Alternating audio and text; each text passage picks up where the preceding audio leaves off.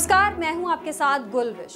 बात करेंगे उत्तराखंड की। उत्तराखंड में जंगली आदमखोर जानवरों का आतंक लगातार बढ़ रहा है।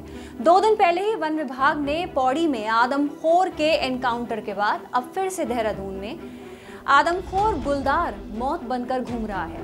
देहरादून में हुए ताज़ा मामले में आदमखोर गुलदार ने 10 साल के एक बच्चे को अपना निवाला बना लिया। पौड़ी और टिहरी में आदमखोर जानवरों का आतंक हद से ज्यादा बढ़ गया है। टिहरी में तो ग्रामीणों का जीना मुश्किल हो गया है। गुलदार से बचने के लिए उन्हें अपने घरों में छुपे रहना पड़ता है। सवाल यह उठता है कि शहरों तक में आखिर इन जंगली जानवरों का आतंक क्यों फैल रहा है। सरकार भी मान रही है कि आदमखोर जानवरों का इंसानों पर हमला या इंसानी बस्तियों में आना गंभीर बात है। सवाल यह उठता है कि आखिर वन विभाग इन घटनाओं पर अंकुश क्यों नहीं लगा पा रहा। प्रदेश के अलग अलग शहर और गांव से गुलदार देखे जाने की खबरें सामने आती हैं। खबरें आती हैं तो धामी सरकार एक्शन भी लेती है, लेकिन शायद गुलदारों की संख्या इतनी बढ़ गई है कि वन विभाग को सभी अंकुश लगाने में समय लग रहा है। देहरादून में खूंखार गुलदार का कहर देखने को मिला जब मसूरी किमाड़ी मार्ग की बस्ती में खेल रहे 10 साल के बच्चे को गुलदार ने अपना निवाला बना लिया। गुलदार के हमले से घबराया बच्चा जोर जोर से चीखने लगा। उसकी चीखें सुनकर परिजनों ने बच्चे को गुलदार के मुंह से छीना, लेकिन उसकी जान नहीं बच पाई। घटना के बाद मौके पर वन विभाग और पुलिस की टीमें पहुंची और गुलदार को पकड़ने के लिए कॉम्बिंग शुरू कर दी।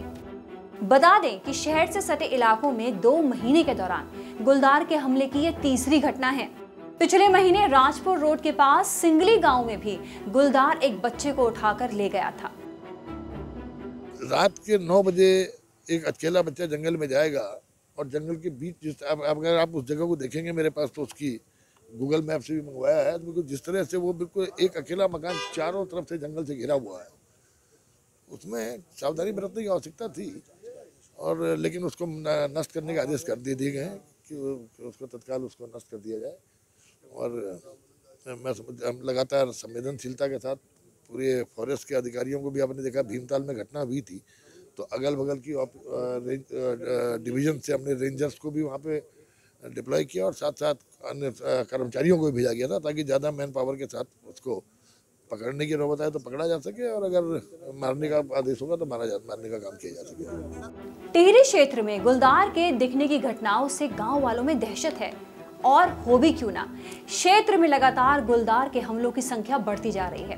ऐसे में टिहरी के कोटेश्वर डैम की झील से सटे गांव के लोगों में काफी ज्यादा दहशत है, क्योंकि कोटेश्वर डैम से सटे डोबरा, कयारी और मेहड़ गांव के लोगों का कहना है कि करीब 2 हफ्ते से शाम के समय गुलदार देखा जा रहा है और मवेशियों को अपना निवाला बना रहा है, जिससे ग्रामीण डर और दहशत में है। गुलदार का खौफ सबसे ज्यादा स्कूली बच्चों के लिए भी है, क्योंकि ये शाम के समय जंगल के रास्ते से अपने गांव तक पहुंचते हैं। इन गांवों में गुलदारों की दहशत इसलिए भी ज्यादा होती है क्योंकि ये गांव झील से सटे हुए हैं और शाम के समय गुलदार पानी की तलाश में यहाँ आते हैं और गांव के अंदर तक पहुंच जाते हैं। इससे ग्रामीणों में काफी ज्यादा खौफ है।